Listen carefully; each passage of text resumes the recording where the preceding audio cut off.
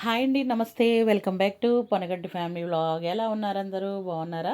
నేను కూడా చాలా బాగున్నానండి. ఈరోజు వీడియోలో సింపుల్గా ఒక నాన్ వెజ్ ఐటమ్ అనమాట, పచ్చిరొయ్యలు అనమాట అండి. దీనికి కాంబినేషన్గా చింతకాయలు పచ్చిరొయ్యలు కర్రీ చాలా బాగుంటుంది. ఎవరికి చాలామందికి తెలిసి ఉండదు, చాలా బాగుంటుందండి. ఒకసారి తప్పకుండా ట్రై చేయండి.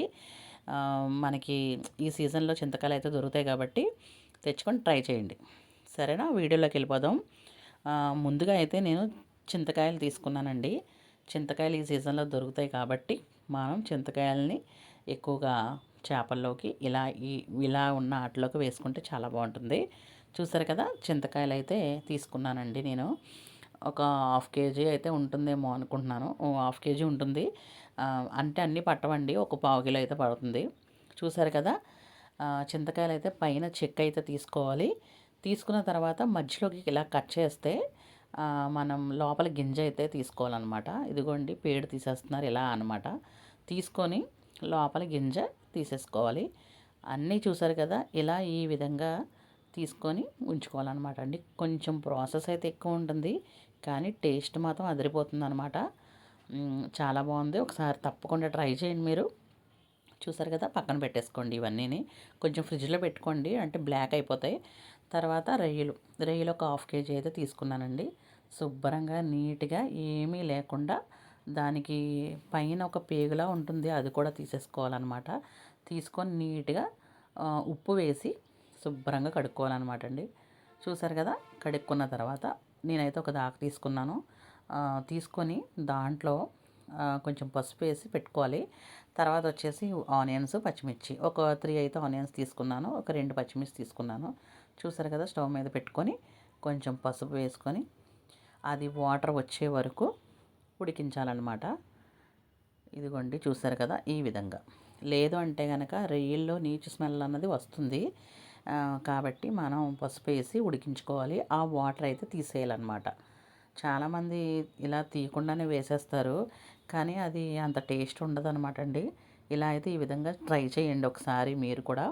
పక్కకు తీసేసుకోవాలి. అదే స్టవ్ ఆన్ చేసుకొని మళ్ళీ నేను కుక్కర్ అయితే తీసుకున్నానండి.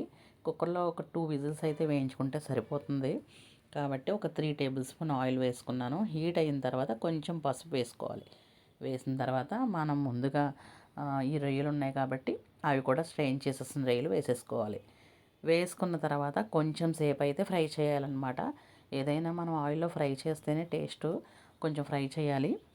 చూసారు కదా, ఈ విధంగా ఒక 5 మినిట్స్ అయితే ఫ్రై చేయాల్సిందే. తర్వాత మొత్తం అన్నీ తీసేసుకోండి వేరే బౌల్లోకి. తీసుకున్న తర్వాత మనం ఆనియన్స్, పచ్చిమిర్చి కూడా వేసేసుకోవాలి. వేసేసుకొని అవి కొంచెం సేపు అయితే బాగా ఫ్రై చేసుకోవాలి. కొంచెం ముక్క మెత్తబడే వరకు ఫ్రై చేసుకోవాలన్నమాట. చూసారు కదా, ఈ విధంగా ఫ్రై చేసుకోండి. కింద అయితే రొయ్యలు వేపితే కింద కింద మాడ పడుతుంది. తర్వాత అయితే మళ్ళీ నార్మల్గా వచ్చేస్తుంది అనమాట. చూసారు కదా, ఇలా మెత్తబడుతుంది, అలా పడాలి. తర్వాత వచ్చేసి మనకి రొయ్యలు ఉన్నాయి కాబట్టి ఆ రొయ్యలు కూడా వేసేసుకొని కొంచెం సేపు అయితే అన్నీ ఈవెన్గా కలిసేటట్టు కలుపుకోవాలి. తర్వాత వచ్చేసి కొంచెం మనం సాల్ట్ అయితే యూస్ చేయలేదు, లైట్గా సాల్ట్ అయితే వేసుకోండి. సాల్ట్ వేసుకున్న తర్వాత కొంచెం కారం కూడా వేసేసుకోవాలి. కారం కూడా సరిపడినంత వేసుకోండి, ఎందుకంటే ఎక్కువే పడుతుంది. ఇది చింతకాయ పులుపు కాబట్టి ఎక్కువే పడుతుంది. కారం కూడా వేసేసుకోండి. మీరు తప్పకుండా ట్రై చేయండి ఒకసారి. ఎలా వచ్చిందో కమెంట్ సెక్షన్లో చెప్పండి నాకు. చాలా చాలా బాగుంటుంది. చూసారు కదా, కారం అయితే వేసేసుకున్నాను. తర్వాత మనకి పచ్చి మసాలా, నేను అల్లం వెల్లుల్లి పేస్ట్, కొంచెం ధనియాలు, జీలకర్ర అవేనండి. ఇంకే మసాలా, గరం మసాలా అంటే చెక్క మొగ్గలు అంటే ఏమీ యూజ్ చేయలేదు నేను. ఓన్లీ ఇవే. చింతకాయ వేసినప్పుడు ఏమీ వేయాల్సిన అవసరం లేదనమాట. వేసి కొంచెం సేపు కలిపేసుకున్న తర్వాత ఒక గ్లాస్ వాటర్ అయితే వేసుకున్నాను. చూసారు కదా, ఈ విధంగా వేసుకొని ఒక్క 2 విజిల్స్ అయితే వేయించుకోవాలి. చూసారు కదా, నేను కుక్కర్ అయితే పెట్టేసుకుంటున్నాను. ఒక 2 విజిల్స్ వేయించుకొని అది చల్లారిన తర్వాత తీసుకుంటే నేను చూపిస్తున్న కొంచెం వాటర్ అయితే ఉంటాయి.